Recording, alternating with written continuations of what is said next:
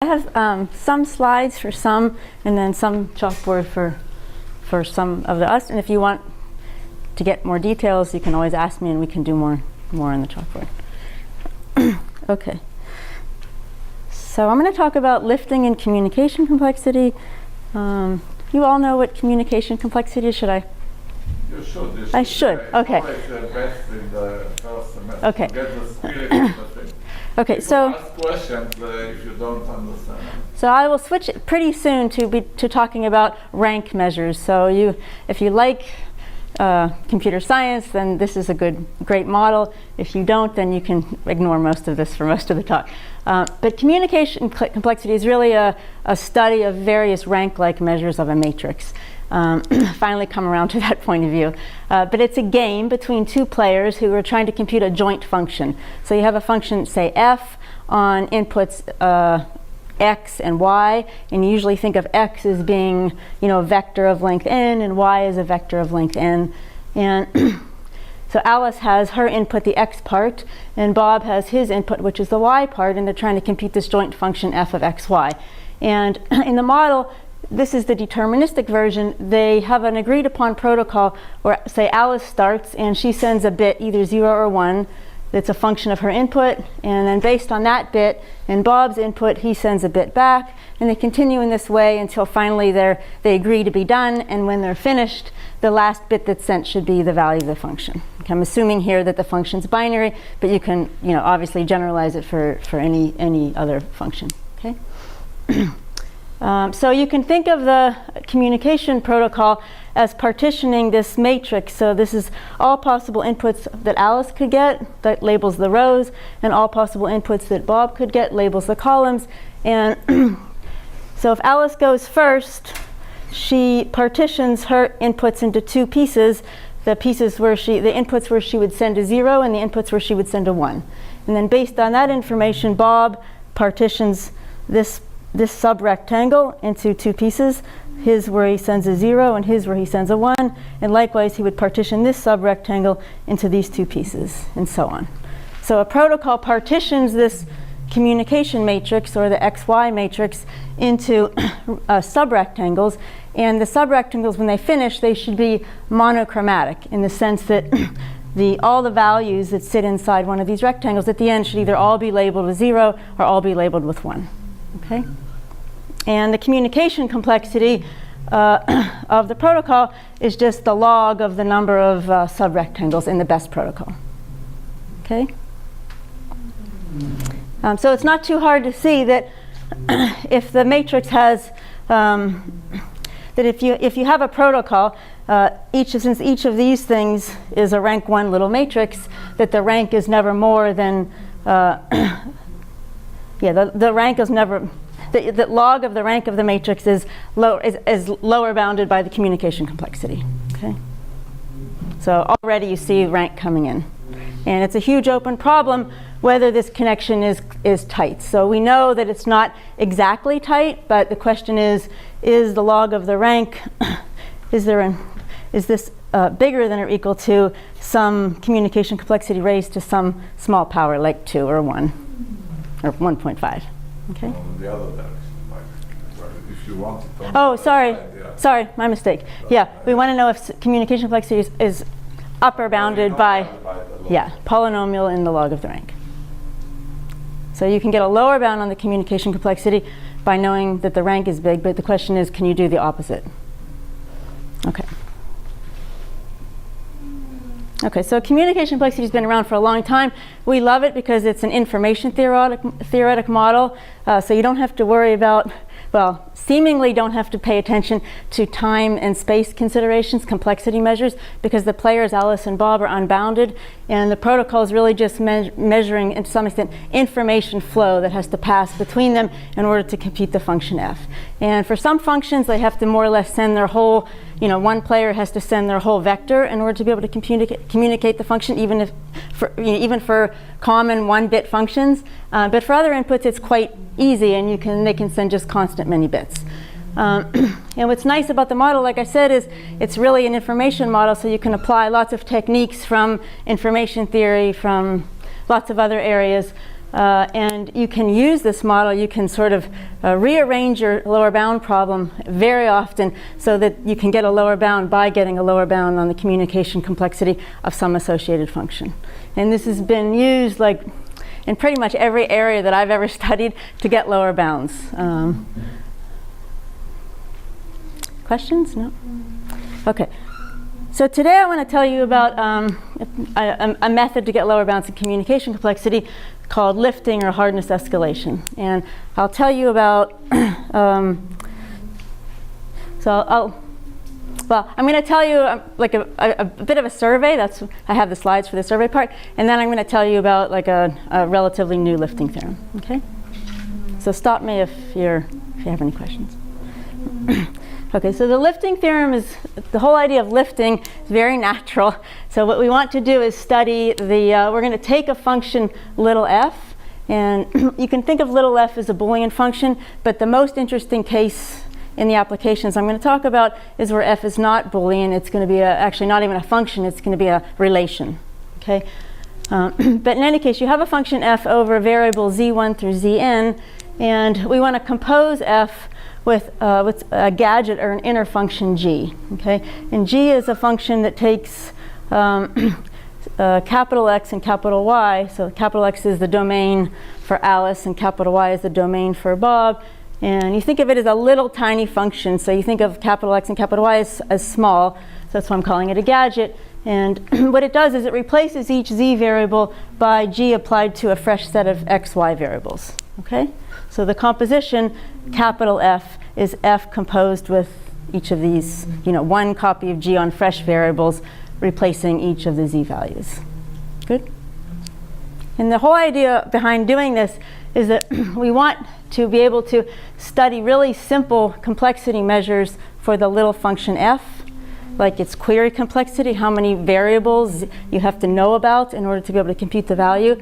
And we want to be able to translate such a simple lower bound for the function little f to a communication complexity lower bound for this lifted function where Alice is going to get all the x's and Bob's going to get all the y's.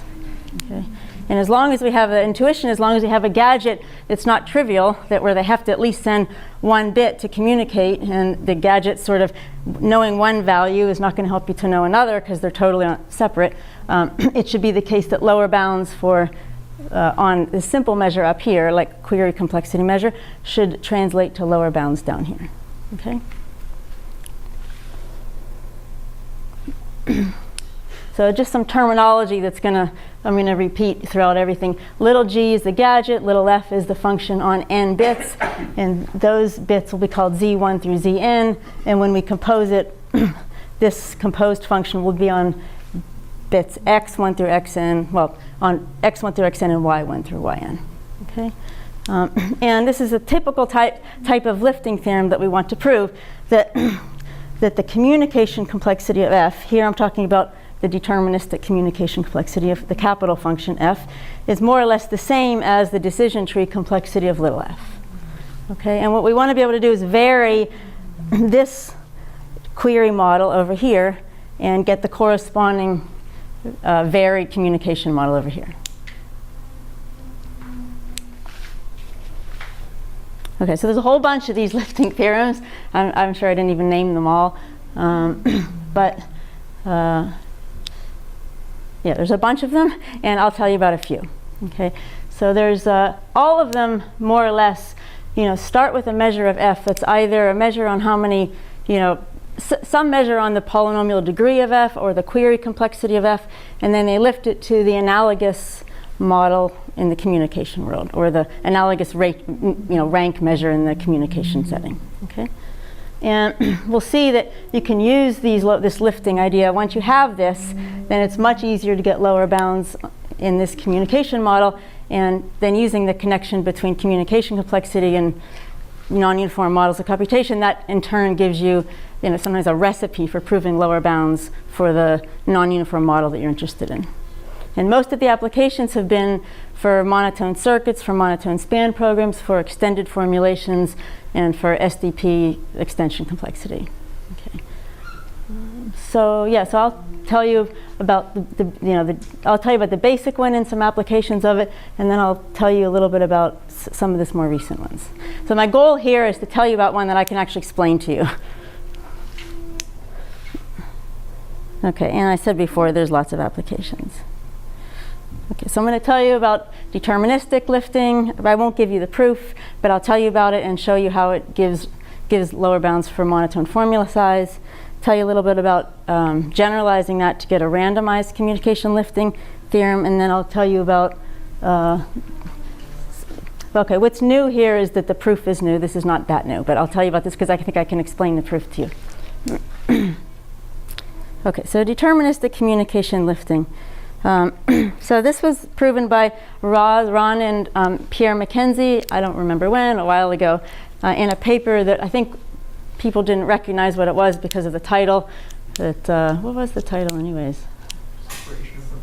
Yeah, it separated the monotone NC hierarchy. So that in and of itself was a big result. But I think that now we realize that another contribution, maybe even a bigger contribution of the paper, was it was like the first real, what I would call real lifting theorem for communication complexity.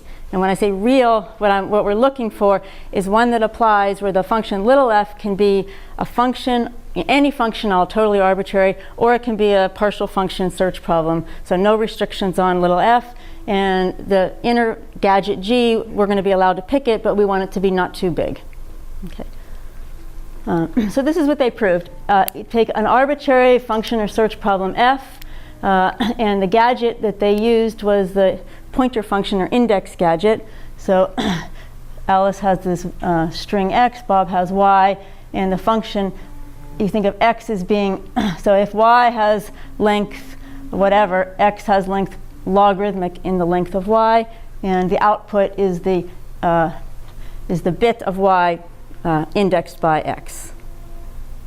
Okay, so here's x1 through xn, y1 through yn, and each xi points to a bit in the bigger vector y. Okay, and that bit is the output of g applied to x1, y1. Okay, and what they proved is that the deterministic communication complexity of this composed function for any f is equal to the deterministic decision tree complexity of f times theta of log n. Okay. You might want to say why the upper bound is 2n. Yeah. So first of all, the theta of log n is because I'm choosing the length of y to be polynomial in n. Okay. So one, like Avi said, one direction is very easy. The easy direction is if you have a decision tree for the function f. Everybody knows what a decision tree is? So a decision tree is just, yeah?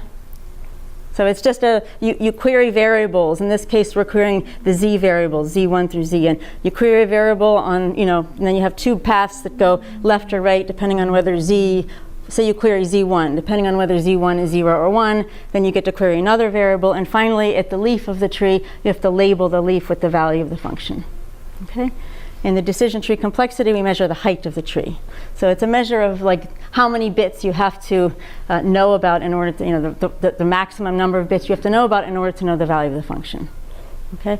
And in the easy direction, if you have a decision tree for little f, what do the players do? Well, they just simulate that decision tree. Whenever the decision tree queries a z variable, z10 say, the two players then try to figure out the value z. So they have to compute g of x10, y10. How do they do it? In the most trivial way. Alice just sends her string to Bob, which has order log n bits, and hence the order log n here. Okay? So the upper bound is always the trivial one. They just follow the decision tree protocol. Okay? And the hard part of the theorem is to prove the lower bound. And the lower bound is usually called a simulation theorem, because what you have to do is you have to take an arbitrary communication protocol for this lifted function, and you have to somehow figure out how to extract from it a decision tree, a much simpler object. So you have to more or less show that the players really couldn't have done anything useful besides follow the decision, besides query bits. Okay, and I won't show you this theorem. It's very beautiful and it's not easy. I think I understand it finally. I'm sure Ron understood it years ago. But do you have any questions? Maybe just intuition about how can you prove such a statement? And so I'm going to show you hopefully some intuition by proving a simpler lifting theorem that's for rank rather than for deterministic communication complexity. But basically what you want to do in all of these is you want to find some measure of how much the players, you always have an idea of, so here's the communication matrix of the lifted problem. Okay, and the communication, the lifted so, communication. Yeah, so in the lifted problem, you remember you have x1 through xn and y1 through yn. And you should think of this matrix, this is not don't take this picture too seriously, but you should picture that it's like partitioned into what we call z slices. Okay, in a z slice, so you have, 2 to the n different possible values to the z variables. Okay, and for each of these, you have a corresponding set of xy strings that give rise to that z variable. So you should think about this matrix as sort of, these don't look this nice, but you should think about the matrix as, grouping together all of the xy inputs that give you the same value to all the z things. And in a simulation, what you want to do is you want to basically keep track of how much information has been learned about these values. And as soon as one of them too much has been learned about it, at that point you want to query that variable and then usually do a cleanup so that things look nice again. So the trick is to come up with a nice measure so that you can keep track of the information that's learned, query a bit when you need to, when you query that bit, have a way of cleaning up. I know that's vague, but that's at a very high level what goes on.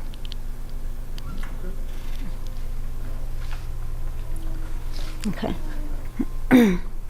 Okay, so let me just show you how this was applied to get lower bounds for monotone formula size. Okay. Okay, so I have to start with going backward in time.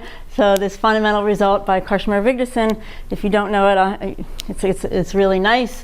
And it basically shows how monotone formula size and even non-monotone formula size is exactly captured by a communication complexity problem that we call the Karshmer-Vigdisson game. Okay, and here's the game. It's a search problem, which is why I said in the beginning that we care mostly about search problems, because I mostly care about applying the communication complexity lower bounds to get lower bounds in non-uniform models. So in all of the lower bounds that I know of for non-uniform models, whether extension complexity or circuits, the game is not a Boolean game. It's a game where you want to output something from an arbitrary function or from a search problem.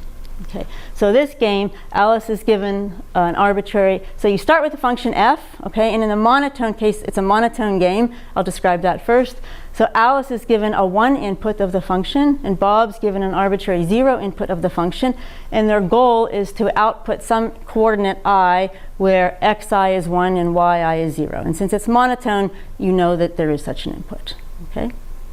So that's the monotone Karshmer-Vigdisson game. In the non-monotone one, and that applies when f is monotone, and in the non-monotone version, they can output an index I where xi and yi are different. So it doesn't have to be that the xi is 1 and the yi is 0. It could be the other way around as well. Okay? And they proved, and it's really not hard at all, but this viewpoint is really great and useful, even though the theorem doesn't, is easy to prove. They proved that the communication complexity of the monotone game is exactly the same as the minimum monotone formula size for the function f, and similarly, the communication complexity of the ordinary non-monotone version of the game is equal to the minimum formula size for f. Log, but oh, sorry, log, yes. Yeah. Yeah, you can also equivalently the communication complexity is equal to the minimum depth of a circuit computing monotone or not computing the function f. Okay. Okay. So this allows us to go to at least know that we have a communication complexity problem, that if we can prove a lower bound on that, then we get monotone. We're going to do the monotone case, obviously. I wish I had a surprise for you, but I don't. So, so we're going to, study this. I'm going to show you how to get lower bounds for this communication problem from the lifting theorem. Okay.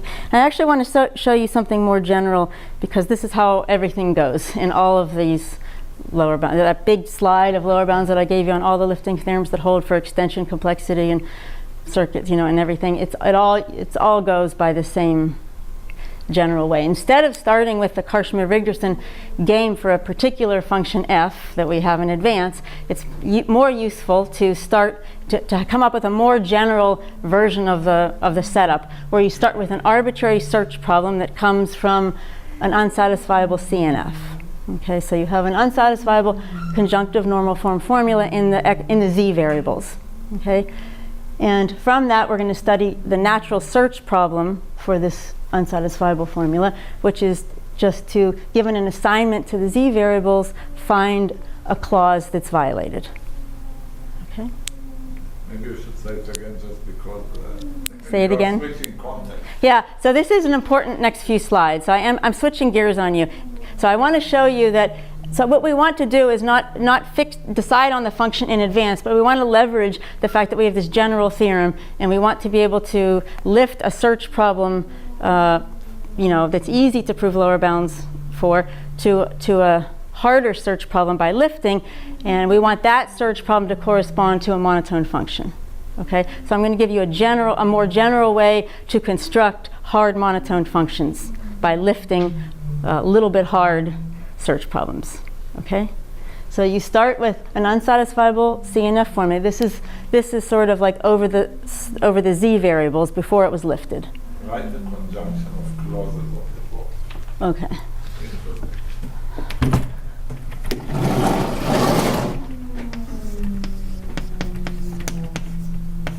Does this help? Okay, so each of these CI is like, for example, Z1 or Z2 or Z5, say. Okay, that's what they look like. Okay, in the search problem, search of C takes as input an alpha, so it's a subset. So given alpha, that's an assignment to the z variables, output a clause I, output an index I such that the clause ci on alpha is false. So you want to find a witness to the fact that the formula is unsatisfiable. Okay? Now we're going to lift the search problem using the g's. Okay? And we're going to use the deterministic lifting theorem to argue that the decision tree complexity of this function, this search problem here, is we can read off the communication complexity of the lifted search problem just from knowing the decision tree complexity of the base function. Good so far? And then the last step is to show that we can always take a lifted search problem of this type and view it as view the matrix of this lifted search problem as zeros and ones of the Kashmir-Wigderson game for an associated function that we'll call that I will call f sub c g of n. Okay. Does that make sense? I'll do an example of it. Okay, and so once you have this, it's very easy to get lower bounds for formula size, and you can get separations and all kinds of things because you've reduced the whole thing to understanding decision tree complexity of this really simple search problem. Okay, so if you want to, for example, if you want to prove, almost optimal lower bounds of the form, 2 to the n over log n, you start with a really hard, unsatisfiable formula. By hard, I mean you have to query all the bits to find a clause that's violated. And I'm assuming C is like, say, 3 CNF. So it's not, you have to start with a K CNF or K is constant. Okay? So you start with something that's where you know that has linear decision tree complexity. You apply the lifting theorem to get that this has linear communication complexity, but you have that log factor in there, and because of that, it leads to a lower bound of exponential in n over log n. Okay? People are real quiet. Is this too slow? Is it clear? So the only thing I have to show you is how to go back and forth between these two. Okay? Okay, so I already said this. This is the search problem that I wrote on the board. Okay, and the lifted search problem, you just replace, like we said before, you replace each zi variable by g of xi, yi. Okay, and I'm going to use the g from the lifting theorem. So I'm going to use the pointer gadget. And the lifted search problem is, the obvious one. Just to clarify, you're saying that the problem is that this composed function is not the Cartman-Richardson function? That's why you need to do something else to get a lower. Yeah. The way I stated it, it's some search problem, just like Karshmer-Wigderson game is some search problem, but I want to show that any search problem of this type is actually a Karshmer-Wigderson game for an associated F. Okay. All right, so let's do that. So a rectangular search problem, okay, is just, it's a subset of x to the n cross y to the n cross z. So, x to the n, this is the usual Alice's inputs. Y to the n is the usual Bob's inputs. And z is the answer to the, possible answers to the search problem. It does nothing to do with the previous Z. What'd you say? Z is Oh, sorry. No, this is a capital Z. Sorry. Sorry. Yeah. So we'll say a search problem is rectangular if basically, if it looks like this. So, so what I mean is, if you look at every answer, every value for the last coordinate, so every j in M, and I look at all the inputs x, y, that where x, y, j is in the search problem, so j is a legal answer for that x, y pair, that should be a rectangle. Okay, so in the pictorially, this is what it looks like. For every answer, so this is like answer 1, answer 3, 4, 2, 5. So for every possible answer, the set of inputs, the set of x, y pairs that could give this as an answer, or this is a legal answer, that forms a combinatorial rectangle. Combinatorial rectangle is a cross product of a subset of the inputs of Alice and a subset of the inputs of Bob. Okay? And so we'll call this a rectangular search problem. And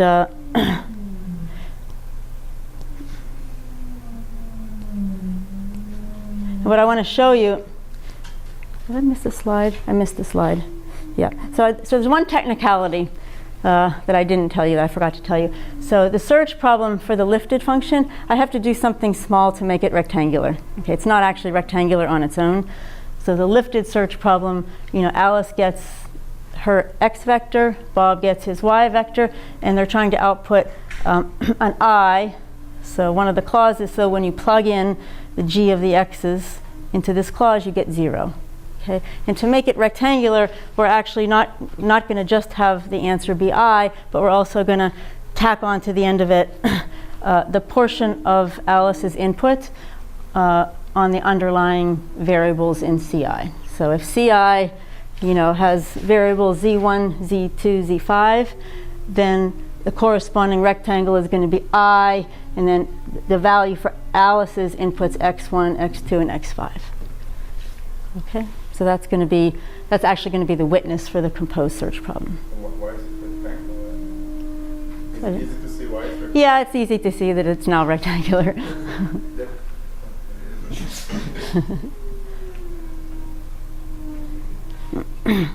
So let me point something out. So it does increase the number of rectangles, and this is where the size of the gadget matters. So if it's a KCNF, then the number of possible answers, instead of being M, which was the original number, this was the number of clauses, it's now M times the size of the domain of Alice to the K. Okay, so you get some loss in this reduction that's going from the lifted search problem to the function because of this. Okay, so now all I have to do now is show you, assuming you believe me that was rectangular, show you that any rectangular search problem is more or less equivalent to a Karshmer-Wigderson game on an associated F. Okay, so in the easy direction, this is the easy direction. If you have a monotone function f and the corresponding, in some set of inputs x and y, and you have a matrix on it, that is going to be that is a total rectangular search problem. Okay. And the other direction is the interesting direction. So if you have an arbitrary rectangular search problem, I want to show you that I can kind of view these inputs as inputs of the ones of a monotone function, and I can view these inputs as zeros of the same monotone function. And I can view the answer as being the coordinate where this input is 1 and this input is 0. Okay, so you have to do a simple transformation. For every x, that's, for every row, we're going to define a corresponding vector x star, and x star, this should be an m.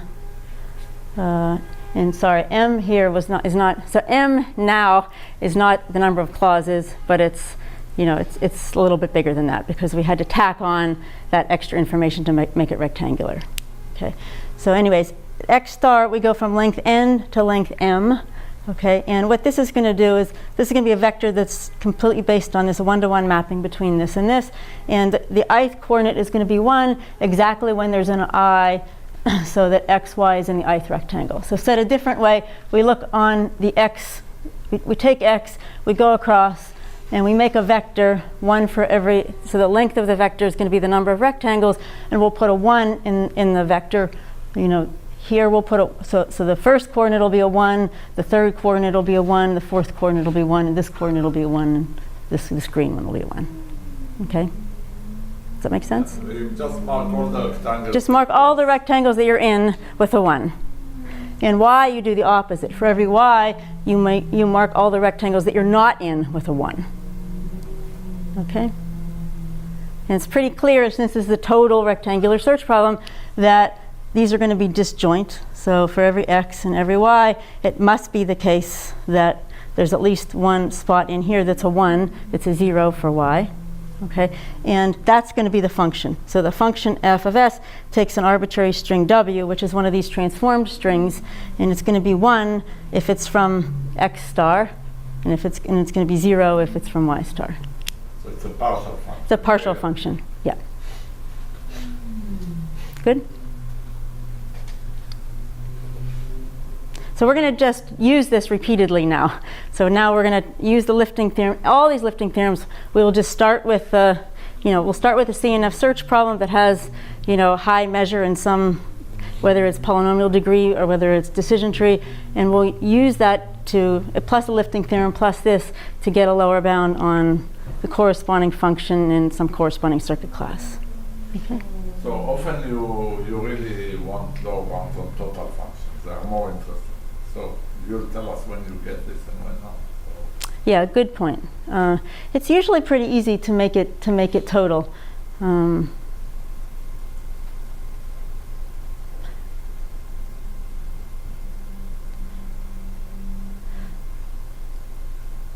Yeah, maybe when we see some examples, you'll.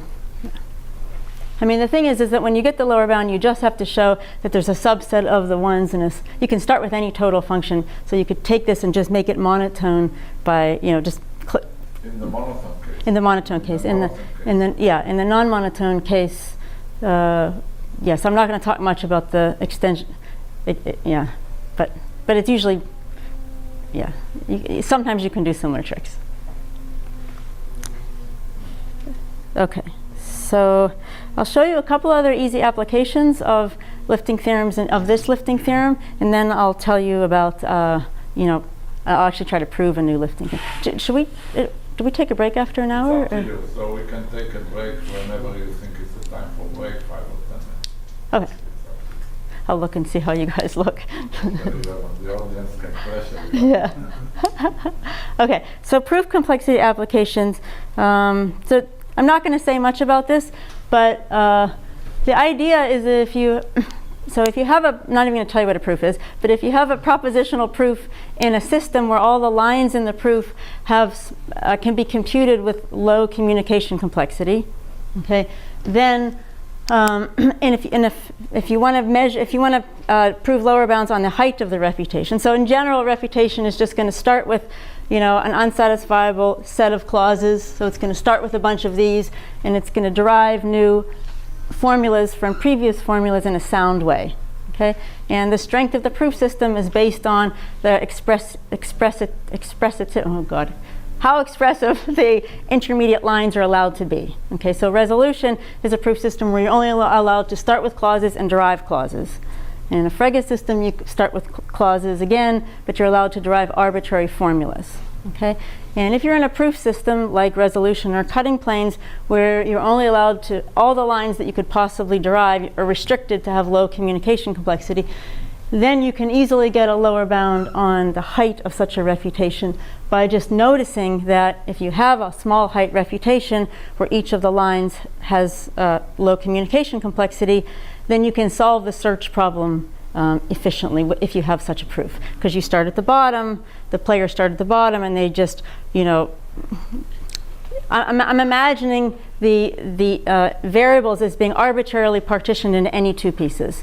And I'm assuming that the communication complexity under that partition is small for every line. So then the players start at the bottom, which is the false, which is the, like, you know, it's false on every assignment. And then they start evaluating, since the proof system is sound, and you always derive like one thing from a constant number of previous lines, they can basically march their way up the proof until they find a violated clause by evaluating, you know, each of the two parents, figuring out which one is false, and marching their way up in that way.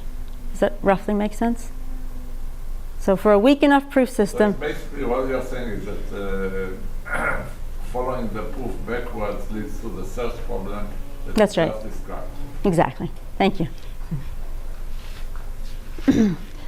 So you get lower bounds on the height of a refutation, and you also can get lower bounds size space trade-offs using, you know, a similar easy idea.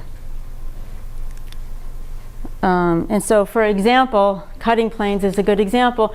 Using this strategy, you immediately can get, starting with an unsatisfiable formula that's hard for, you know, where the search problem has high decision tree complexity. Very easy to prove that for lots of unsatisfiable formulas. You immediately get that the lifted version, you can take this CNF and lift it to another CNF where you just, I won't describe it, but you just, you know, each of these clauses becomes a clause in the X variables, okay? And you can just rewrite that, you know, as a bunch of clauses, okay? So then you immediately get rank bounds for cutting planes once you have the simulation theorem, and you get size space trade-offs as well for systems like cutting planes. And that's a recent breakthrough, just for people Yes. who don't know. Yes. So it's open for Yes. forever, for decades. Well, these are just rank bounds. Are you talking about the size bounds? Well, the size, yeah. The size space? The size bounds. The size Oh. bounds. Like the Rubens-Putlak and your Yeah. result, yeah. Yeah, so those are a little harder than this, but yeah, same. Did you? Yeah, so when we do this replacement, when we replace a z variable with x's and y's, the width of the input clauses might blow up like That's right. a huge amount. Is that fine? So they actually only blow up by the number of, so the important thing about this is that it turns out that, so this is replaced with g, x1, y1, and you take the smaller side, so and for this index, for this gadget, x has smaller size, it has length like logarithmic, and n, where n is the number of underlying variables. So then the width becomes more or less logarithmic. So it only increases by a function of the smaller gadget size, turns out. And as long as you start with, say, a k CNF or a 3 CNF, the width becomes like order log n. Yeah. Okay, and just to tell you that you can also get results from this in the same field in communication complexity. So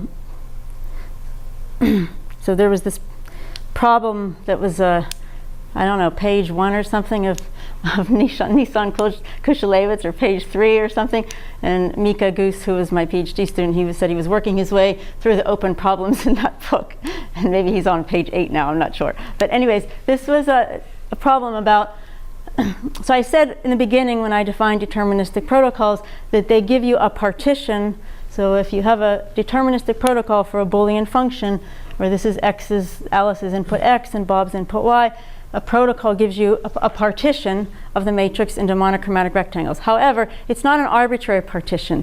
It's a partition that looks like this, because Alice goes first, she makes a line going down, and then Bob goes, so it's like a more structured it's not as abstract a partition as you could get like a regular, this partition looks a little more abstract. You could have, it might not have this look. I don't know how else to say it. And it was known by a result from a long time ago by Yannakakis that the difference between the two is only quadratic. So if you have Take log, sorry, I keep doing that. Yeah, so if you take the log, if you have a partition that has some complexity, the log of it, you can always get a protocol where the log of the protocol is at most the square of the log of the partition size. Okay, so there's not a huge difference between the two, but this was open whether or not this was tight. And so one of the things that you can do using the simulation theorem is, I'll just cut to the chase, is you can prove, well, I guess I have to define. So we can split up the rectangles into the, so chi 0 is the minimal number of rectangles to partition the zeros, and chi 1 is the minimal number of rectangles to partition the ones, and obviously chi is the sum of these two. And so what you can do to get a so what we did to get a separation is we looked at the query complexity of this problem, and we concocted an example where there was a difference in the query complexity. Okay, and then from that you lift it to get the same result in communication complexity. So, oh sorry, so that's, so this is saying that there's some function, and this is a lifted function that you get from studying the simpler query complexity, so that the communication complexity of the lifted function has to be at least log to the 1.5 of the partition number. Okay, so it's not tight. There's still a question of whether 2 is right or 1.5 or whatever, but I don't think anything, I think maybe a constant times log was known or something like that before. I'm not exactly sure. Whoops. Okay, and this also, because we also were able to do it for the ones, for chi 1, which is the minimal number of the best partition of the ones, from this lifted result, you also can say something about the log rank conjecture. So maybe not the interesting direction of the log rank conjecture, but this tells you that there's a function f, and again it's a lifted function, such that the communication complexity of f is at least as big as the log rank squared. Okay. That's the best bound we know. And that's the best bound that we know. Yeah. Does that make sense? Okay. And by the way, these query results, to get these results, you do need to first prove the query result, and that's another whole field in and of itself. But I won't talk. It's not so simple. Yeah, it's not. I mean, yeah, you have to do. So Mika had a really good idea that we used to get this result, and then was subsequently used to get a lot of other results that some of you know more about than I do. Okay. All right. So randomized lifting. So this is something I've thought about for a really long time. In fact, I remember asking you about this, Ron, I don't know how many years ago, when we were in Barbados. So anyways, we finally managed to prove such a lifting theorem. So this is just the generalization of the deterministic lifting theorem, but in the randomized case. So now you want to study the randomized communication complexity of a lifted function. And that's basically what you do now is you have a distribution of deterministic protocols, each of a certain, upper bounded by a certain complexity, and you want that when you choose one according to this distribution, that you get the right answer with probability, say, more than 2/3. Okay, so you're allowed to make mistakes here, and we prove that for the same gadget that was used in the Ross-McKenzie paper, that the randomized decision tree complexity of an arbitrary function f is equal to the randomized communication complexity. Okay, and again, the log is there for the same reason, because the gadget has the length of x is log n. I'm not going to say anything about this proof today. I was trying to decide if I should try to do this proof or another proof, and I didn't think I would have time to do this one, so I could talk about it some other time, but I'm going to show another a little bit easier lifting theorem. And this So there was a lot of there's a lot of problems where people wanted this lifting theorem, and if they could get it, then they could get some other result. Most of those results that I know of, people managed to get them without this general lifting theorem by, say, proving it in the special case of the F that they had. But still, it unifies a lot of early results that were each a lot of work. So it's like now one proof of lots of different things. One application is in understanding the communication the communication complexity of approximate Nash equilibria. And then new applications. I really think it should have new applications. Two that I know of already, not mine, is a simpler proof of this exponential extension complexity result. Cathar is one of the authors, the first one. Actually, the simplified proof is, I don't remember who it's due to, James Lee and other people, but the original proof was due to KMR. And then... No. It's, James Lee, Thomas Rothfuss, and Raghu. Mecca. Okay. Okay. The lifting one, Yeah, the that's lifting. right.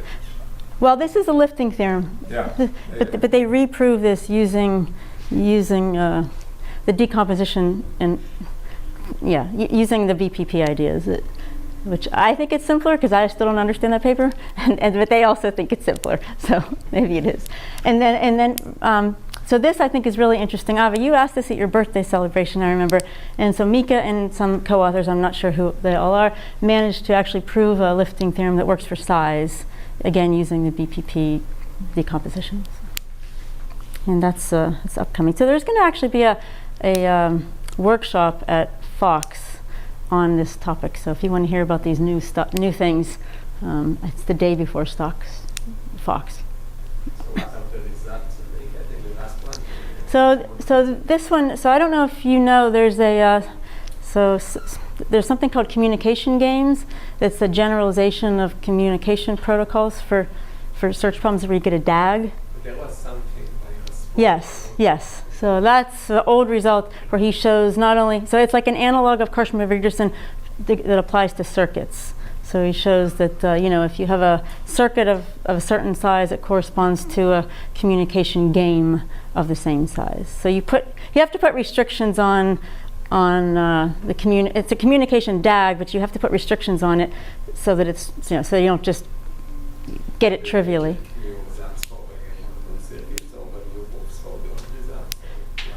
So what they prove is that if you start with if you start with something that has big resolution width, then it lifts to then the size of these communication DAGs in the lifted world is like exponential in the width, but it's in the monotone case because it's lifted. Anytime it's lifted, it's monotone. So I know that they get new results for monotone size. I think they can get some new proof complexity results from it as well. It's very new, but any other questions? Okay, so this is the end of the survey. Oh, I wanted to tell you about one other older lifting theorem, but it's not really a lifting theorem because it doesn't hold for all functions f. But I wanted to tell you about it because it's super easy and because it's stronger to some extent than the other ones that are out there. So this is old. This was the first paper that Mika and I wrote together on lifting from a long time ago. And again, the advantage of it is the proof is easy and the gadget is constant size. The disadvantage of it, and the major advantage of it, is that it works in the number on forehead model. None of the other ones do. The disadvantage is it only works for like really special functions, little f, instead of for arbitrary functions.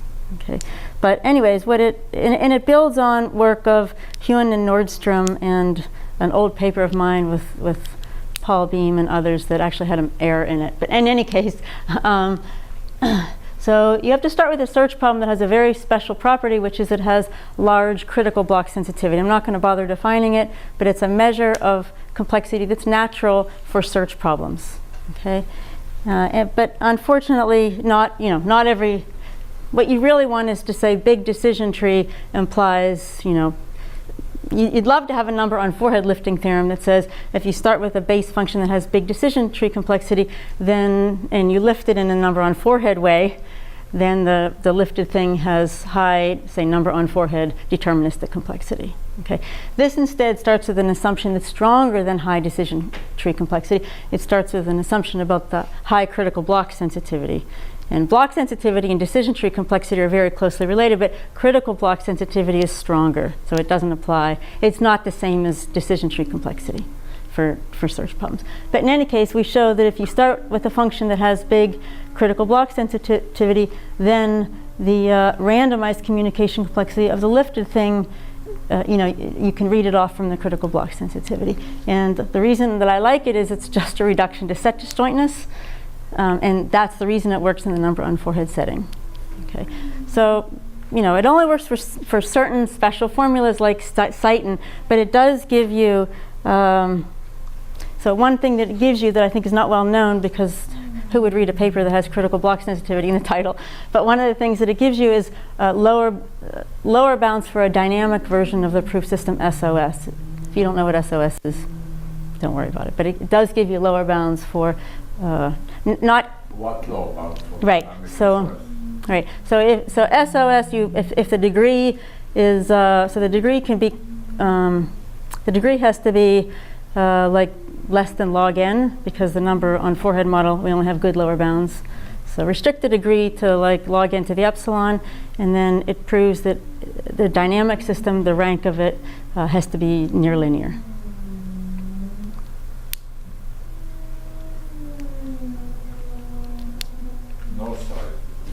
It's not size. Now maybe, yeah, I mean that would be great to get some size ones, but no, it doesn't do size. But it's fair, I think, to do that measure, because people that study SOS are already using degree. So, and this is saying even if you do all these rounds near linear many, size would be better, but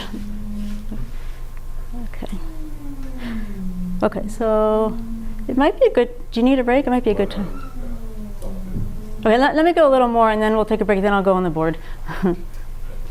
Okay, so this is the part where I'm going to actually prove something. So I want to back up and talk about 3 different rank measures and then, kind of build up to a stronger rank measure that corresponds to monotone span programs, and then show you hopefully a relatively simple proof of that lifting theorem. Okay, so just to remind you, a rectangular search problem, we're always in the setup where we have an unsatisfiable CNF. We lift it with this inner gadget. That gives us a lifted search problem. Okay, and I add this extra stuff, don't worry about it, to make it a rectangular search problem. And you can equivalently view this as a Karshmir-Vigderson game for some associated monotone function. So sometimes I'll talk about the function to make it easier, and sometimes I'll talk about this version when I need to. Okay, so we said before that so going back to the Karshmir-Vigderson setup, so the simplest rank measure is the partition or the tiling number. So this picture is a picture of the Karshmir-Vigderson matrix. Okay, so this is a monotone function f. These are all the 1 inputs of the function. These are all the 0 inputs of the function. And this rectangle here is, corresponds to some index I, where all of these inputs to Alice, xi is 1, and all of the inputs to Bob, that xi, that value is 0. Okay, good. And we said before it's total rectangular, and this is the Karshmir-Vigderson game. And I told you before that there's not much of a difference between, so if you have a communication protocol for solving this search problem, so it does give you a partition, a special kind of partition of this matrix into monochromatic subrectangles. Okay.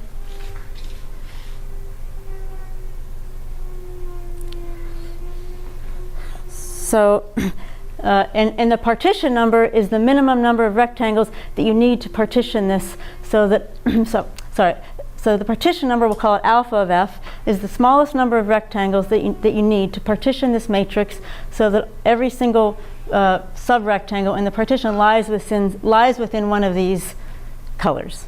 Okay, so it's a refinement of discovering into a partition. Yes. I could show you. I have my pen. If I could try to show you, if you want me to, or we could skip it. Do you understand what I mean? You want me to show you? Yes? Okay. So let's see if I can do this without taking too long. So so for example, I'm not going to be very good at this, but let's say I decide to make all the purple here. Okay, and then this part's red, so yeah, I can make all this red. And then this part's yellow. You get the idea? So you can make all this yellow, and so on. Okay? And there will be more parts. Yeah, that's why I stopped. To break up some of the... Yeah, it gets tricky in here, right? Yeah, it gets trickier up here. So I could make this red. Actually, I guess I picked a pretty nice one. This red, this green, this blue. I think I made a nice one. So it's not so hard, but sometimes it's hard to do that. Okay, so, and it turns out that there's not much of a difference between this partition number and the deterministic communication complexity of the search problem, which again is the same as the difference between what we said before, when I told you before about the partition number for 0, 1 function and the communication, the log of the the log of the partition number in the deterministic communication complexity. Okay, so I'm going to more or less view this measure as the same as, you know, as an equivalent characterization of monotone formula size. Okay, so the partition number of this you know, Karshma-Viderson rectangle, you know, of this game or whatever, is the partition number of this is within small factors equal to the minimum monotone formula size for computing F. Okay, so that's the simplest measure. Okay, so then it was generalized to something called the algebraic tiling number. Okay, and this is an algebraic measure, so you have to fix some underlying field. And so it's a measure with respect to the function f and some field f. And it's a generalization where, so before you could think about it, you could think about the partition number is you found a bunch of matrices A1 through AQ, where each of these matrices is 0, 1 valued, okay? And the 1 part of it has to lie, you know, has to basically be a rectangle that lies within one of these pieces, and where the sum of all of these is 1. Okay? And this is a generalization where now you have matrices A1 through AQ, okay? And again, these are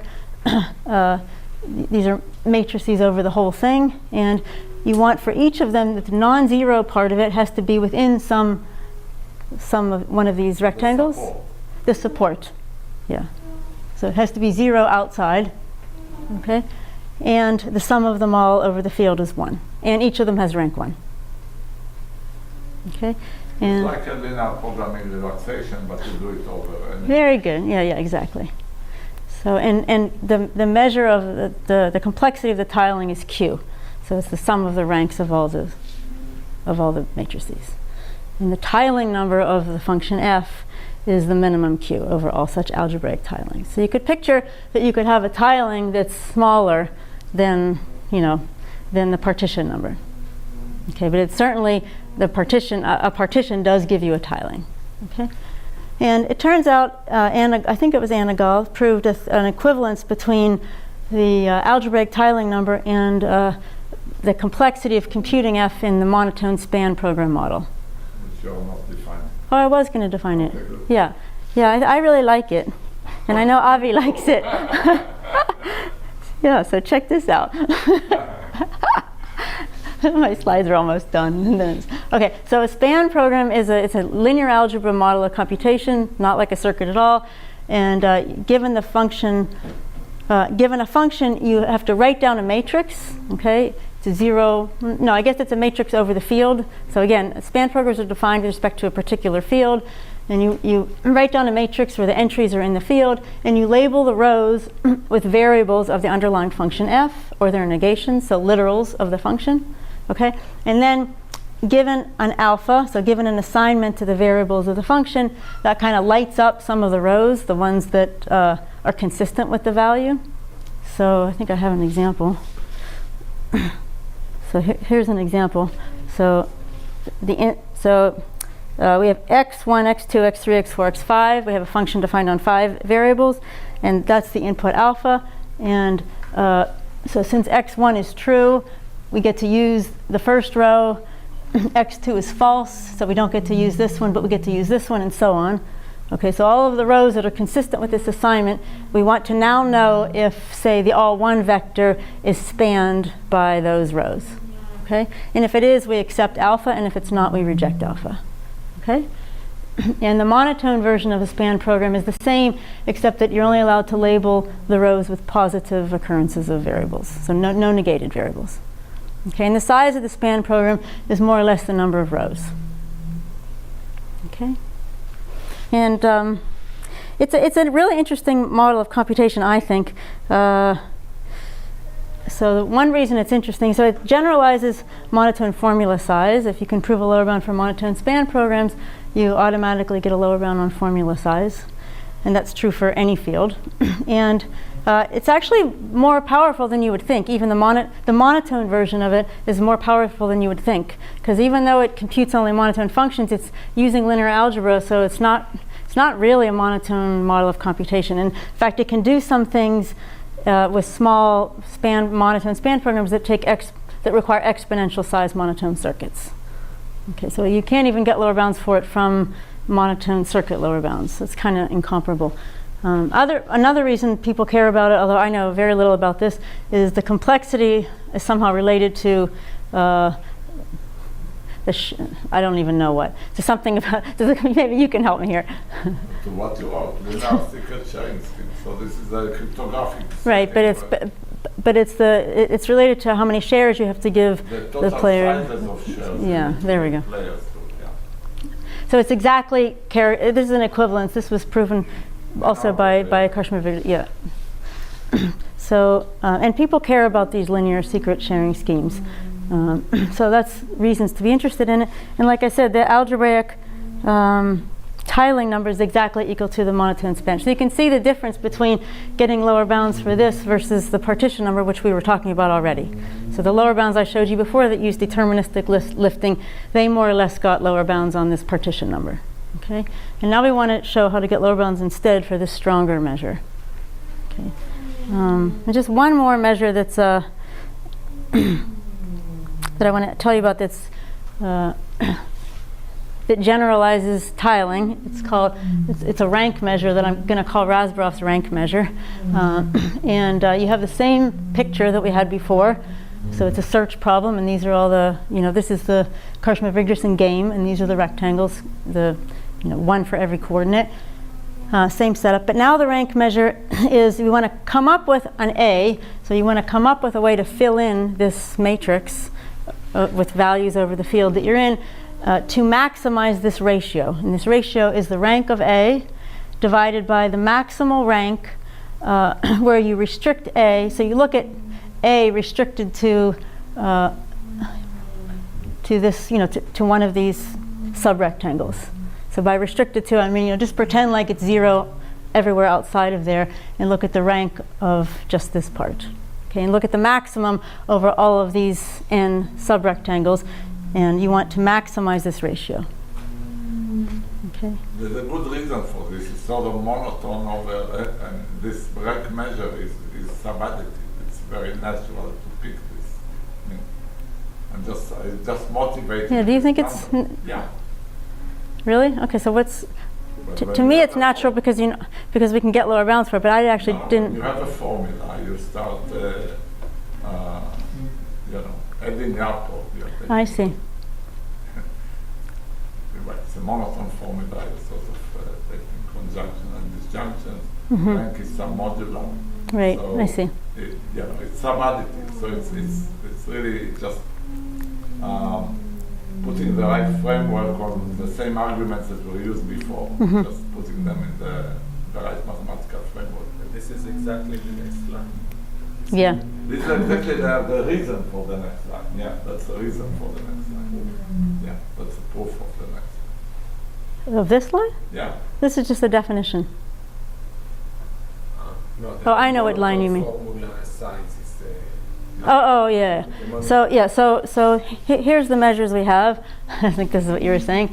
So this is the partition number, okay, and this is less than or equal to this. So this lower bounds this is the tiling number, and that's kind of obvious by the definition. And this measure lower bounds this one. So all of these lower bound formula size. This measure lower bounds span programs and formula and other things like monotone comparator circuits. And I could explain to you why this. Do you want to see why this is true? Yeah, okay, so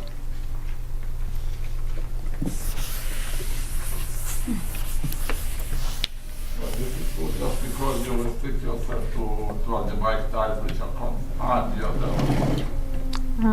I mean, it's an easy proof, but so let's say you have A1 through AQ that where, you know, that's an algebraic tiling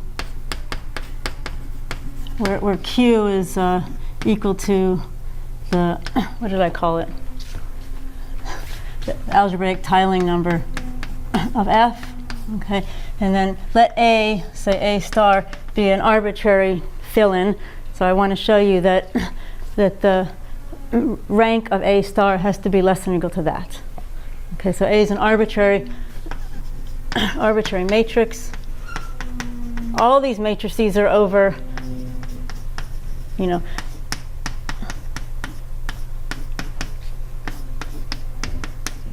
so they're all over the whole matrix. So we know that 1 is equal to the sum of the A's. This is because this is a tiling, and each of these has rank 1. And so we'll just multiply both sides by this, A star.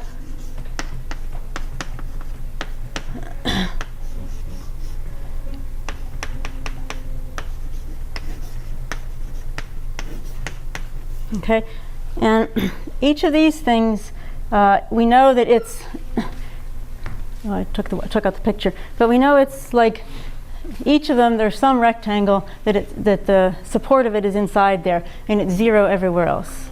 Okay, so because of that, this is, you know, equal to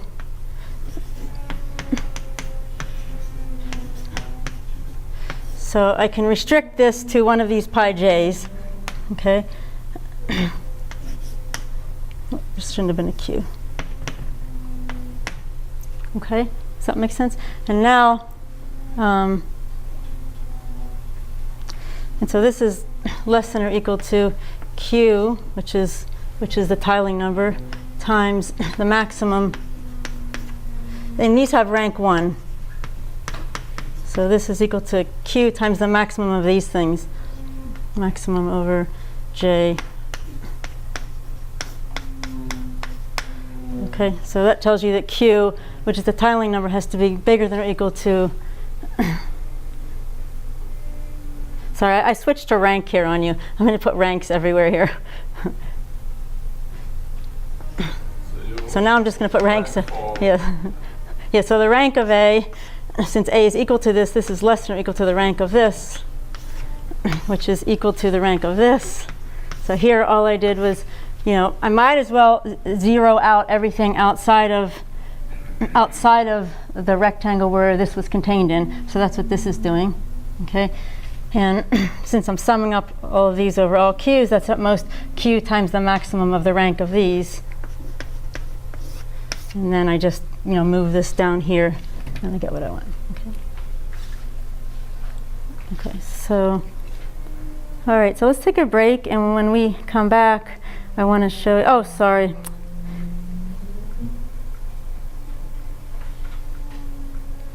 Yeah, do you want to take let's take a 5-minute break? Do you need it? Probably. Yeah, I think we can ignore this, but what I want to do is, so we have these 3 measures. These are rank measures for think of it as for the lifted, you know, the lifted search problem, which we said is equivalent to some some Karshmer-Richardson game. And what we want to do is look at what is the, so now I want to think of this as a lifted search problem, okay? I don't want to think of it, so I really want to think of it as a lifted search problem. And now I want to figure out what is the analogous down here, simple polynomial measure on the unlifted variables that should correspond, okay? And what we'll see is that that there's a, I'm not going to tell you much about this, but there's, on the left, so we already yeah, saw that very this good. was- So we saw this, we're done with this. Here I want to show you that this is exactly, that these two lift perfectly. So if I'll tell you what this is in a second, I'll tell you right now. So null-Stallings degree is a very simple algebraic proof system that's defined over a field, and you have to take the clauses and you have to convert them to little polynomials, okay? So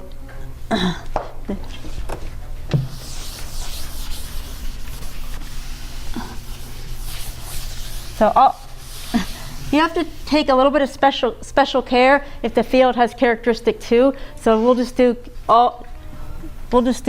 f's today. We'll just do f's of characteristic not 2, okay? And when you have a clause like z1 or z2 or z3, that's going to convert to the polynomial 1 plus z1, is that right? Yeah. I hope I have my signs right.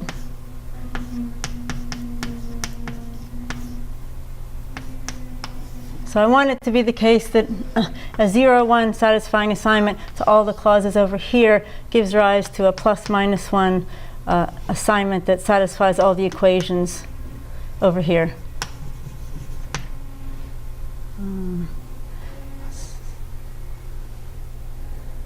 Did I get this right or wrong? Let's see. So they're now transformations. Yeah, so it's some linear transportation. I might have gotten it. And I also want to add like zi squared minus 1 equals 0. So I want to force the values of the z variables to be in plus minus 1.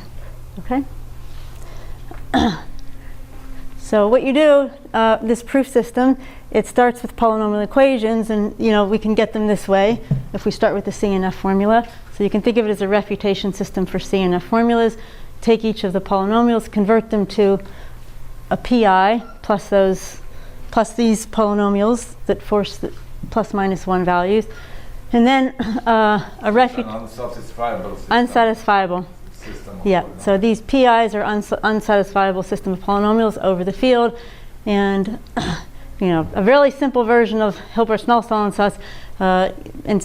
tells us that since these are unsolvable, there's QIs also over the z variables and over the field, such that the sum of the PIs times the QIs is identically 1.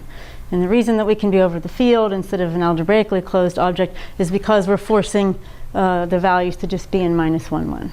Okay? So what's supposed, if I take the ansat assignment 0, 1, 0, what's supposed to happen to the polynomial? Yeah, did I do this wrong? I wrote this. Just more convenient. You could work with the 0, 1. It's just Yeah, I think. No, I'm just asking what's supposed to happen. So what's supposed to happen is that anything that falsifies a clause over here is going to falsify this clause, and anything that satisfies a clause is going to satisfy this.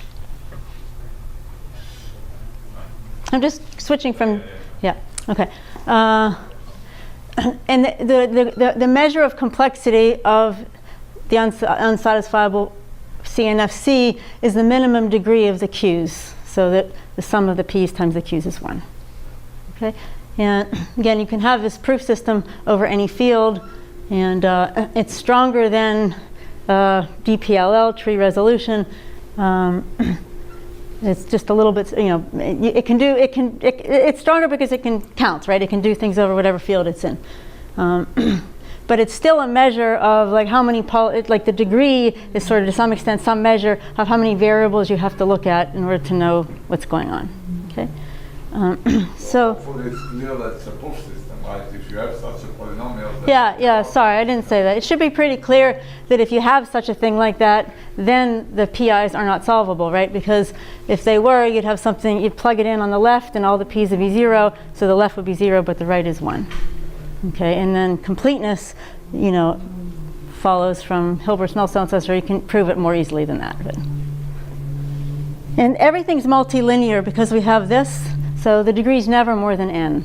So the name of the game is to see where, you know, small degree is like polylog in n or constant, and big degree is like n. Okay. Okay, so what we want to see is that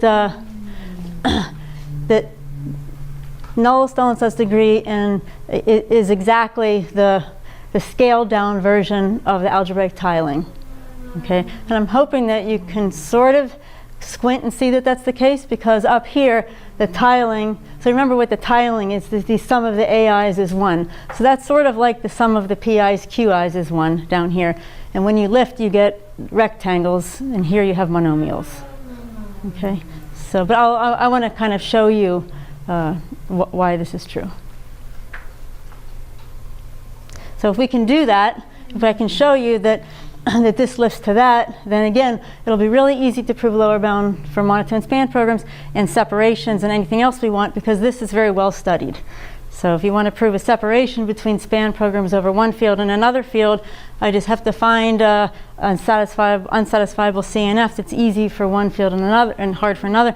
I can just take almost any, you know, like I could take Cyton or some system of equations where I can prove it if I can count over mod Q, but can't prove it if I'm in mod P. Okay, so if I can show this lifting theorem, then from these lower bounds and separations, I'll immediately get the result for span programs up there. Good? Okay, so that's what so there's a lot of writing. That's basically what I want to show you. I'm going to actually show you that all of these are the same. So this Nullstellensatz degree, its dual is, I'm not even going to define this, but there's a dual version of it that's exactly the scaled down version of Rasboroff rank. Okay, and we already saw that this is less than this, and these equivalences is what we need to show. So all this together will tell us that, you know, this lifts to this, and this also lifts to this. You didn't define the Garcia. I know. I think I'm just gonna. That's okay. Yeah, I don't want to tell you. Yeah, it's enough already. So okay. So what I want to do is prove. Yeah, I have to. So what I want to do on the board is I want to show you a lifting theorem that takes you from degree to rank, ordinary rank, and this is this was already known in some settings. So Scherstoff proved it over the reals, and it was also known. There was some measure. There was some lifting theorem that went from rank to sparsity, but I'm going to show you a new proof of this that works over all fields and really does go from degree to rank. And then I won't. I mean, unless you have time, once you have this theorem, you get very easily both of those two going up and down. Sorry, naive question, but if you go to rank eventually, there is no way to go directly from the SAT to a representation which is not polynomial, but which is Sorry? Can't you take a shortcut? If you go from SAT to the polynomials, then you're going to use a degree. You mean the fact that I'm going around, like I'm going this way? Is that what you're asking about? I didn't. Oh, sorry. I missed the question. So you're going to go from the SAT formula to polynomials. Ye- You're going to want to count the degrees. Yeah, but I'm thinking of this. Yeah, I mean, I'm thinking of the polynomials and the clauses as more or less the same object. It's just I have to switch to polynomials because I'm in a field. But go ahead. Okay, no, I think I get it. So I switched representations on you because I had to. Okay. So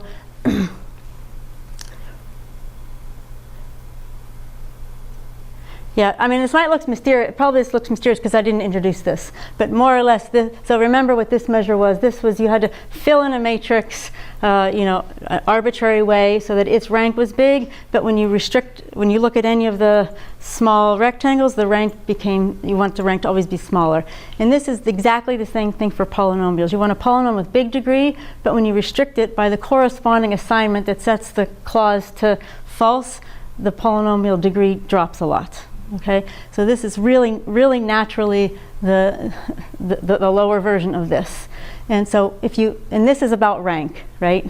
So if I can show you a lifting theorem that goes from degree to rank, I'm going to be able to use it to see that you know, that to lift this degree to the corresponding rank here, both for the big matrix and for the submatrices.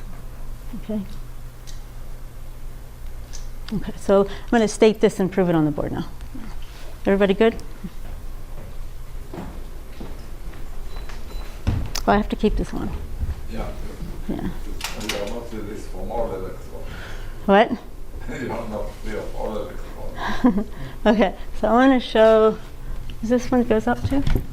These are so big, so nice. So I want to show this theorem. I think I called it 1.2. So let P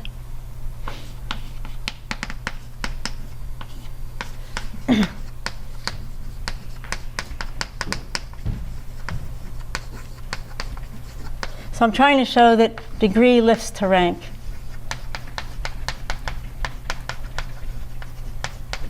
So let P be a multilinear polynomial over an arbitrary field F, but right now I'm just going to do characteristic of F is not 2. It works for 2 as well, but you have to change some things. And let G, so G is going to be the gadget.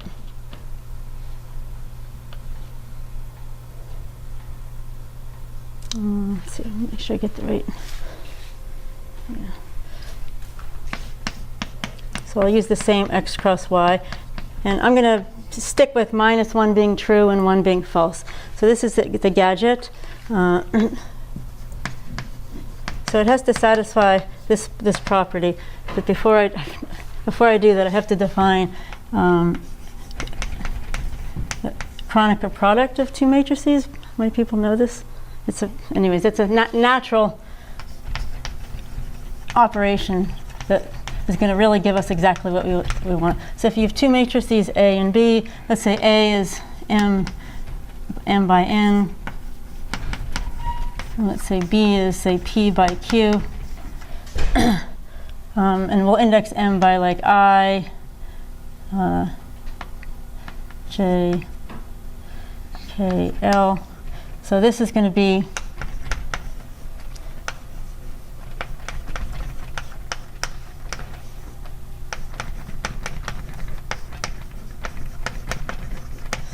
an m by p by n by q matrix, and it looks like this.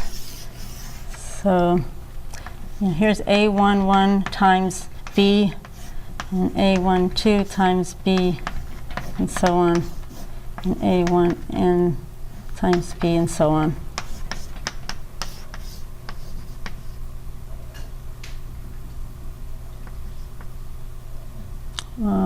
M, N. Did I get that right? M.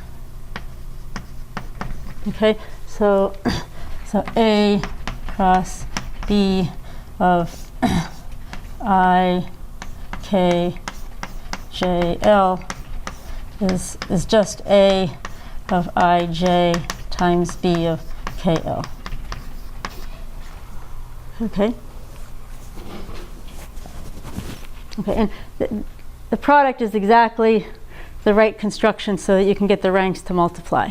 So the rank of A cross B is the rank of A times the rank of B. Hopefully it'll be clear by the picture. And you also have, like, A plus B times C is A plus B cross C is the same as that. Okay.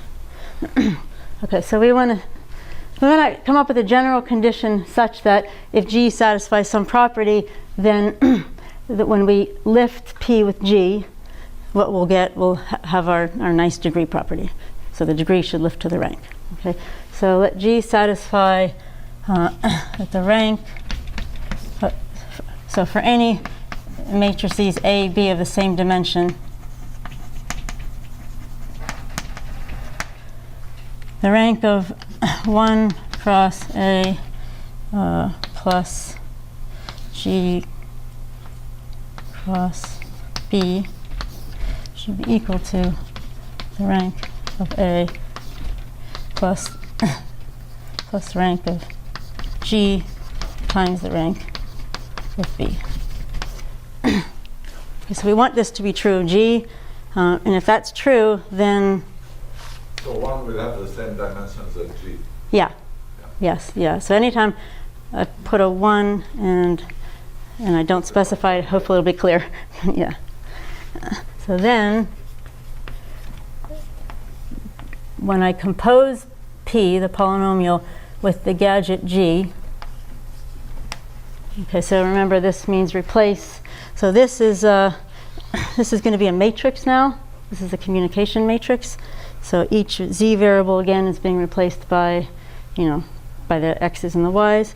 So then this has rank sum of S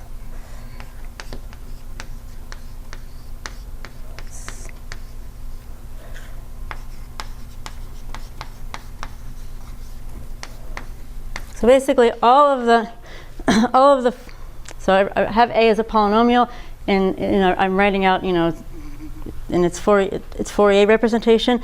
So all of the for all of the sets S where the Fourier coefficient is non-zero, I get to it's a sum of those rank of G to the S. So in particular, if G if P is a polynomial that has big Fourier degree, then the then the rank is going to be, it's going to go from the rank of G, so the degree is going to lift to the rank in this way. Is the statement clear? Okay. And again, this, like I said before, this was proven for the reals. A more general theorem was proven by Scherstoff over the reals, but the proof used singular value decomposition, so we didn't know how to get it to work. And then there's another proof, a simple proof that works for like simple gadgets like AND gadget, but that only uses sparsity. It doesn't actually go to degree. So, anyways, I wanted to show you this because it has a really nice simple proof that was Robert's idea. So I want to show you because I really like it. Okay,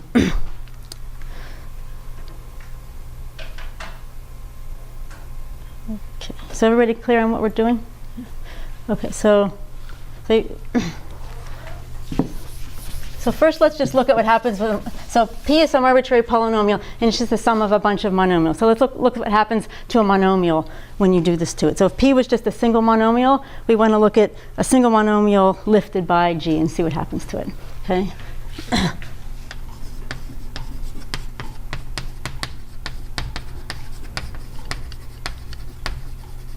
So say it looks like, Z sub S equals the product I in S, Z sub I, okay?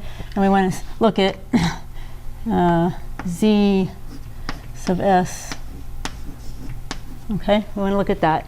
And I want to show you that this is, let's do an example. So let's say that, let's say Z is Z1, Z2, and N is 3. Okay, so we have Z1, Z2, Z3 variables, and Z is just the first two. Okay, so what does this thing look like? So this is like, I take G and I apply it to X1, Y1 times G applied to X2, Y2, where I'm ranging over all X1, X2, X3, Y1, Y2, Y3, in X to the N cross Y to the N. Okay, so remember what this is. It's just the lift. So you have all the X variables and all the Y variables, and you apply G to the, this is the product of Z1, Z2, so we apply G to the X1, Y1 times G to X2, Y2. Okay, and this is just the same thing as G, X1, Y1, G, X2, Y2 times 1, and I can, X3, Y3. This is just like the constant function, and I'm just writing it out.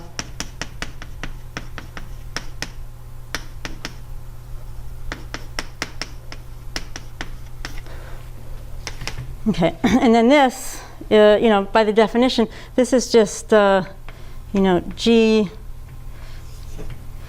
You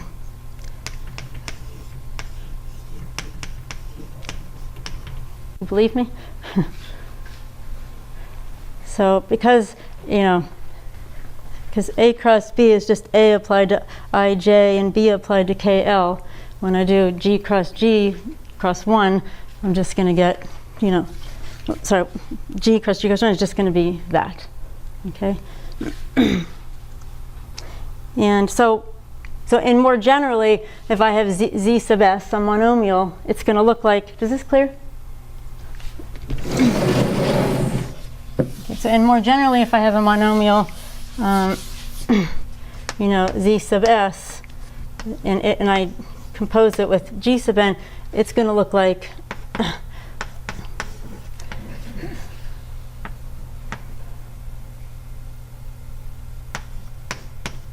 so let's say M sub S sub I is just going to be G if I is in S and 1 otherwise. So, you know, anytime I have the Zi variable that's in the monomial, I'll get a contribution of G, and otherwise I'll just have a 1. Okay, so the rank of this thing, of a single monomial lifted, it's good. It's what we want it to be. This is going to be the rank of G to the size of S. Okay, so that's good. But now we want to show that when you take linear combinations, it doesn't mess up the rank. Okay, so this is more or less, we're going to prove it by induction, and you'll see this is like exactly the property that you need to get the proof to go through by induction. Oh yeah, lifting. This is happy. Okay, so okay.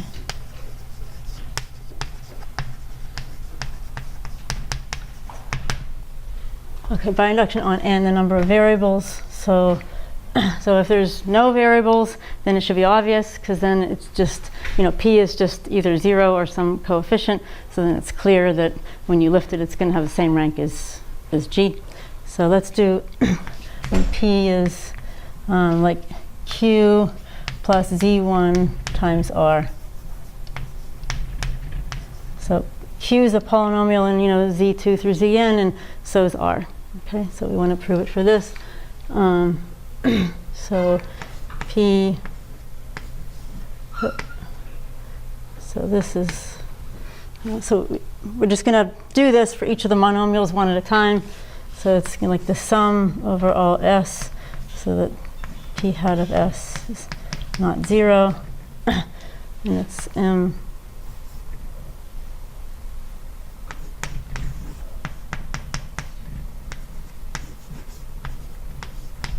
Okay, so it's just, I guess I need a p hat in here. Okay, this is just, you know, I just wrote it out. Okay, one monomial by monomial, and now I'm going to break it up into each of the two pieces. So I can rewrite this as the sum over all s, or p hat of s is not 0, and 1 is not in S. So these are the, you know, the coefficients of Q.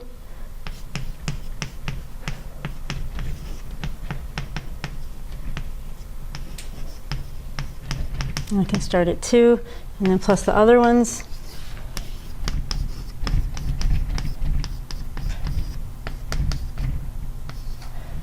And I know that the first one is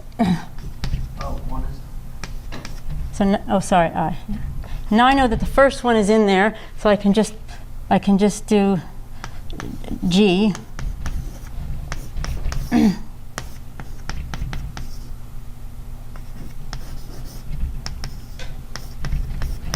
Okay. And now it should pretty soon be able to see where this is going. So so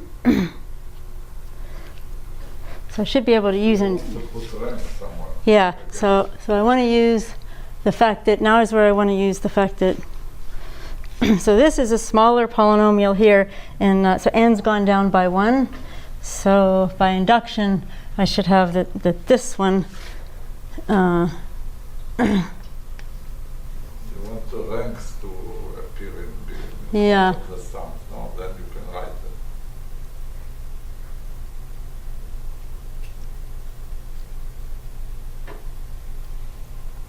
Yeah, so this is just, so this whole thing, this is just Q times G to the n minus 1, right? Yeah. And this one is, this one is, I guess I get it. So there's a G in front here. And so it's G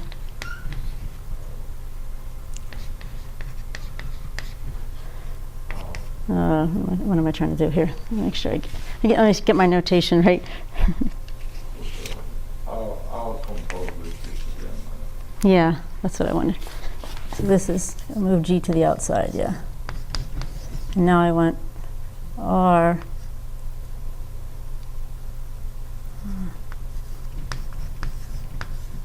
Oh, sorry, this, yeah.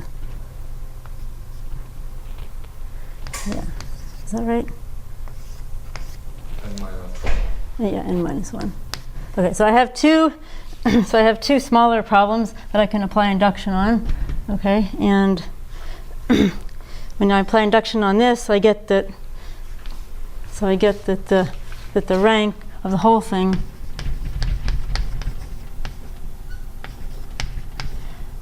is less than or equal to this one that I get by induction. I thought you want equality.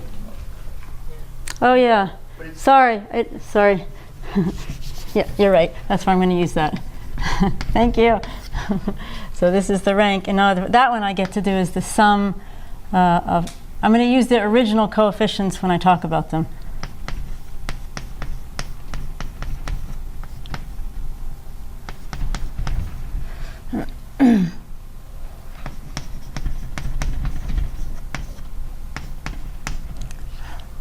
And then for the next one, I get G times the rank. Because the rank of this times this, I get to, it's the rank of this times the rank of this.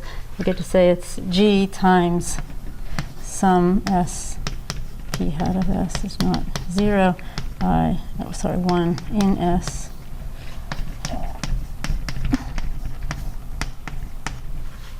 And then I get to finally use what I assumed about G to get that I can, make this equal to the rank of this plus the rank of this. And so that's finally what I want. So, so these S's here, this is bad terminology. Yeah. So these are the sets that I. You should put S minus 1 maybe. Yeah. It's okay. Yeah. There we go. Thank you.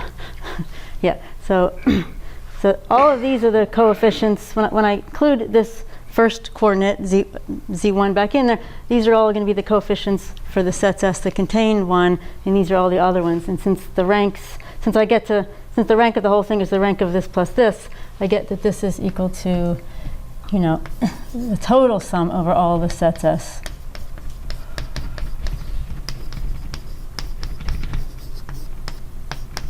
Does that make sense? So, didn't really do much, but it was hard to see that this worked. And I want to show you that there's really simple G's, simple G that does the trick. And it's actually Scherstoff's G that he used in his paper. Do you have questions about this? So it works over all fields except for characteristic 2, because I'm assuming, oh, I guess this doesn't have anything to do with, I didn't say anything about, I didn't say anything about F yet. This works over all fields, but now I'm going to give you a G that's good for all fields that are not of characteristic 2. Okay, so here's a good G.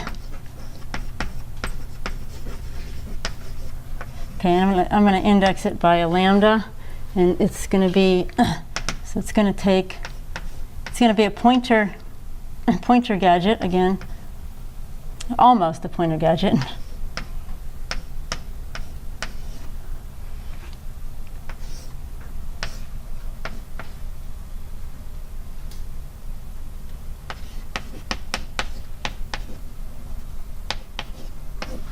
So think of this as X, and think of this as B.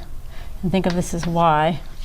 So y is going to be a string of length lambda, and x is going to point to a location in y, and b is going to possibly flip it.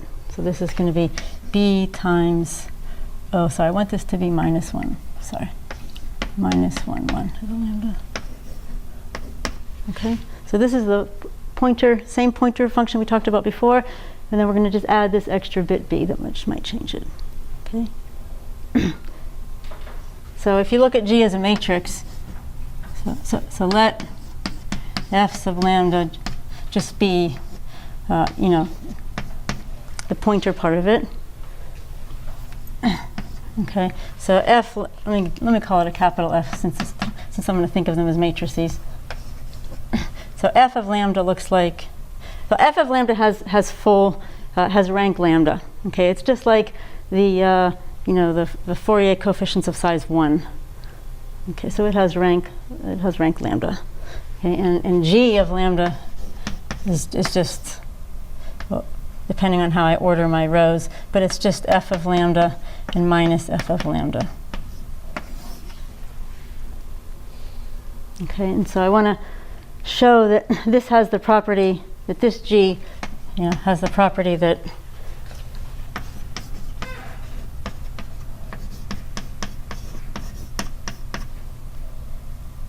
what's this g?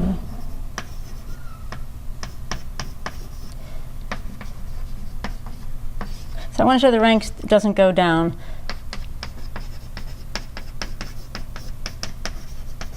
So G, sorry, this is a lambda. So I want to say this is lambda times rank of B. Okay, so no matter what A and B are. Okay, so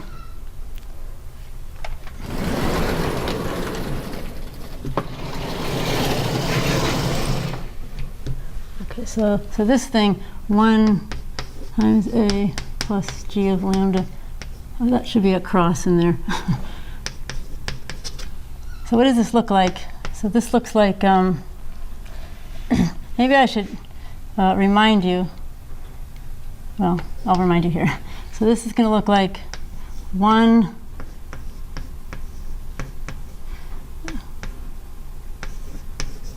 I hope this is clear.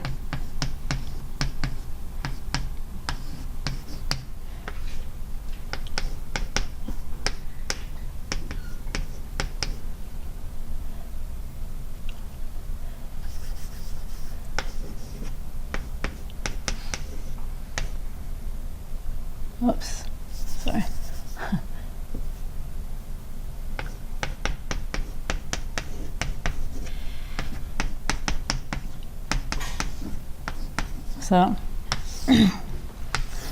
So this is just, you know, the Kronecker product of G with B, and since G looks like, you know, looks like F and minus F, it looks like this, and then obviously this just looks like, I'm splitting this up into 2 parts so it matches. And so when I add them, it looks like this is the matrix that you get. Does this make sense? And then if I add these 2 together, so I want to say that the rank of this, I'm trying to show that the rank of this is that. Okay, so I just have to get it in the form where it's clear that nothing's going to cancel. So I'm just going to add these 2 together and put that on the bottom, and I'll get, you know, 1 lambda 2.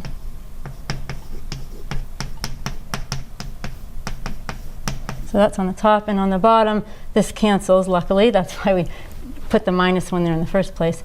And this part is, you know, 2. And I'm going to divide by 2. So this is just going to be 1 lambda, 2 lambda cross A. Okay? And 0. What? And 0. Yeah, and then over here I have zeros. Yeah, so now I'll just subtract this from this. I'll put the zeros in the right place, yeah. So I want to subtract this from this to get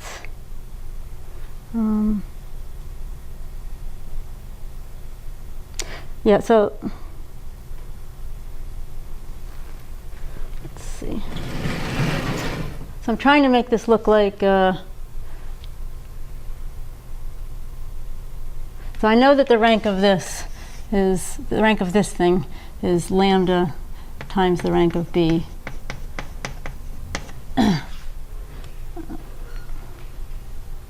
So when I subtract this off from this, I'm just going to get this part, and I'm going to replace that by the top one. So in the top, I'll just get something that's lambda times rank of b. Okay, so I could write this, you know, I could write this as, you know, a matrix, you know, that's, you know, I could just put b's here. Yeah, so this is lambda, but you know, lambda by lambda. So it has this rank, and then and then down here, this is all zeros over here, and everything else. What do you mean over here? That you are Yeah, this is wrong. This is wrong. Like Why did you say zeros? They are not different columns. You're adding the. Right. So when I added these two together, I should have just had all A's down here. Yeah, sure. Yeah, I think I messed up that. Yeah. So this is all A's, a whole bunch of rows with all A's, and this is something that has this rank. Yeah. Okay. So you know, so I can just make it as a bunch of copies of B's on the diagonal with, you know, lambda many of them, and this is all A's. So it should be clear when you put it in this form that the rank of this thing is lambda times the rank of B, you know, plus the rank of A on this. Make sense? So this, because it's all A's, it's just, you're just going to get the rank of A. At least, yeah. Yeah. Well, it's exactly. Because it's all. Yeah. Yeah. So I mean, this is using just the fact that lambda is smaller than 2 to the lambda. I mean, this will be true. Yeah. Yeah. It's very elementary. So when you apply this to get these results, you know, you're going to pick, typically you're going to pick. No, wait a minute, rank of B can be large, it can be, what happens? So, you mean when, in that proof? The B's are not, you know, square or something.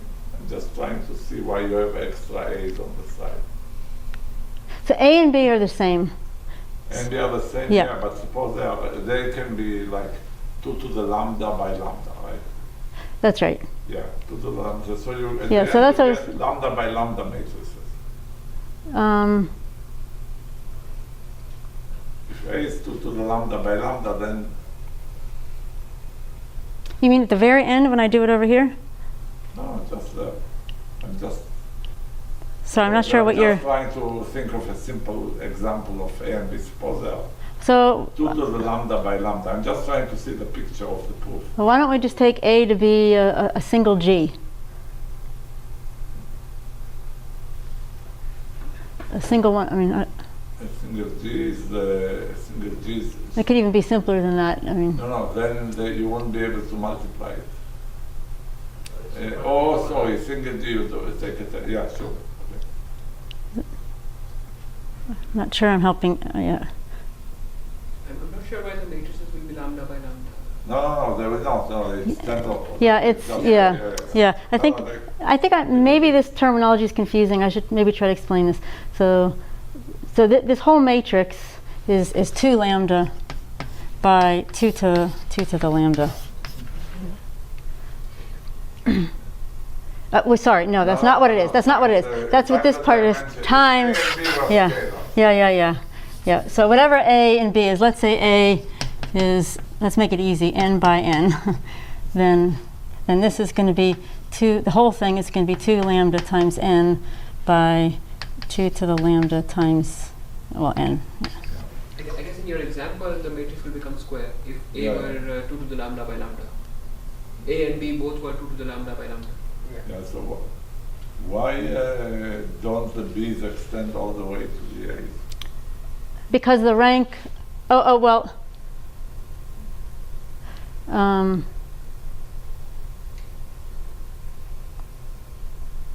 good question. Good question. So if they do, then I guess I'm claiming that then A has, then the rank of A is 0. So. But you didn't assume anything about that. Right.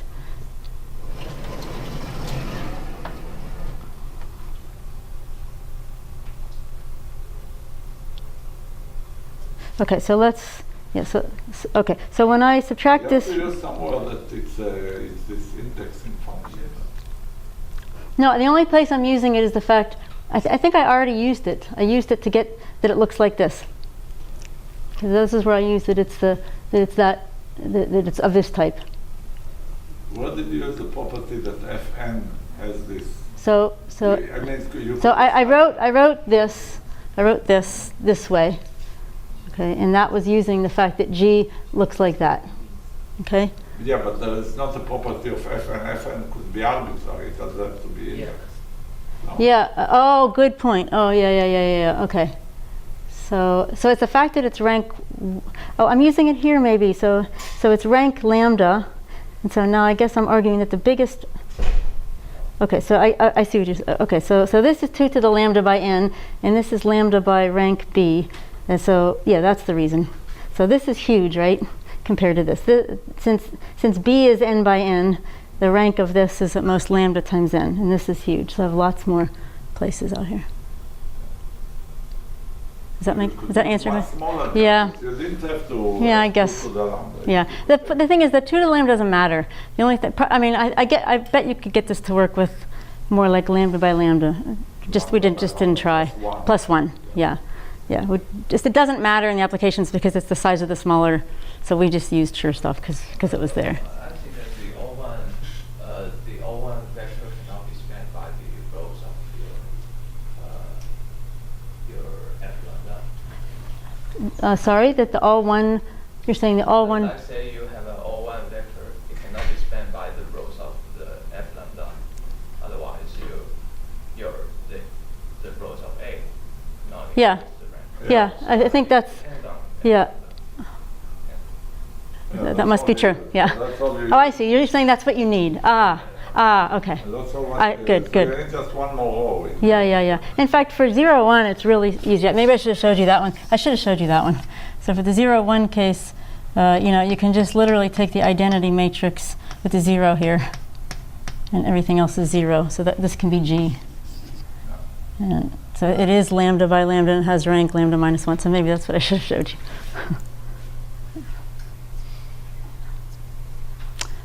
Yeah, so I'm miraculously done on time. Okay.